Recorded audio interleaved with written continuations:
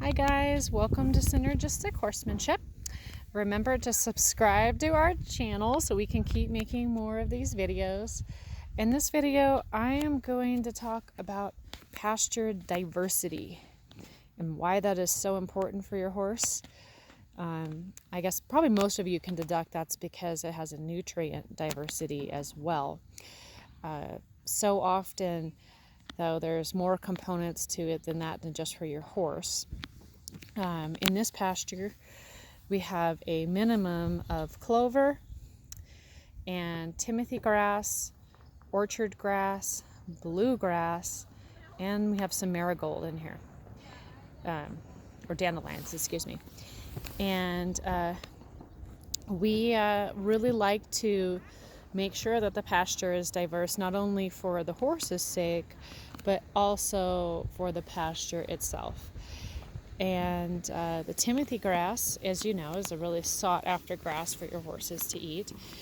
It has a decent amount of protein, generally is lower in sugar, and just provides a nice nutrient environment. Now, one might say, well, why do you have clover in your pasture?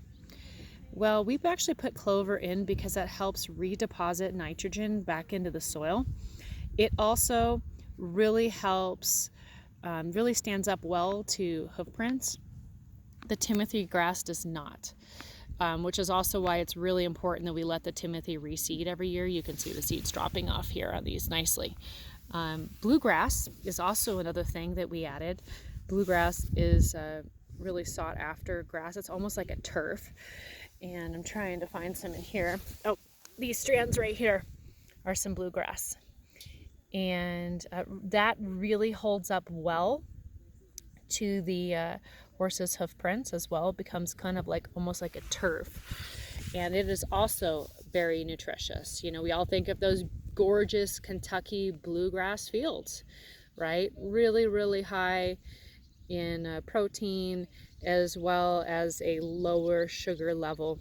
The disadvantage of having Kentucky bluegrass in your pasture versus the timothy is that the Kentucky bluegrass doesn't get as tall. It's not as so it doesn't get as dense.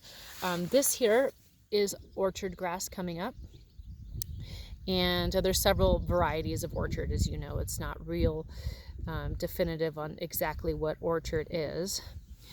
And we of course have our dandelions over here, which our horses think are absolutely scrumptious.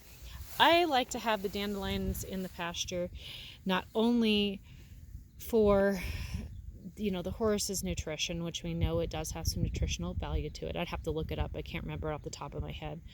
But it also attracts the bees, as I'm sitting right next to one right now, that help with pollination.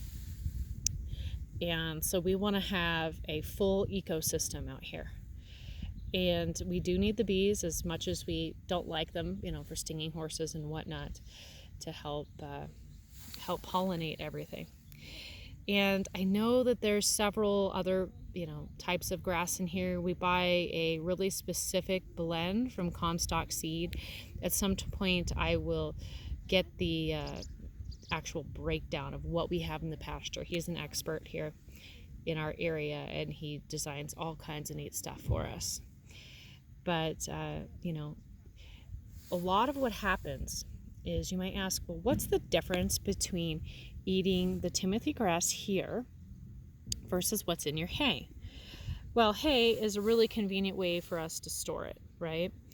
And we have to dehydrate the hay in order to put it in bales, which is fantastic, but you also lose some of your nutrients, right?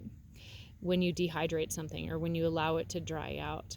So when you're eating it in the natural form, it has a much higher nutrient content than it does in the baled form. Not that there's anything wrong with feeding hay, it's just it would be better if your horse could be out on grass. Now, some horses obviously can't do that because of various metabolic reasons, but we really like to, if we can, to expose them to our really nice grass pastures. Of course, there are some situations where you just can't do that. You just can't expose your horse to this because you just don't have it where you're at. Fortunately, there are companies out there that do make some herbal supplements, some pasture type herbal supplements that are supposed to try to help with that. I'm sure that it does help. It just isn't as good as the other stuff, eating it naturally.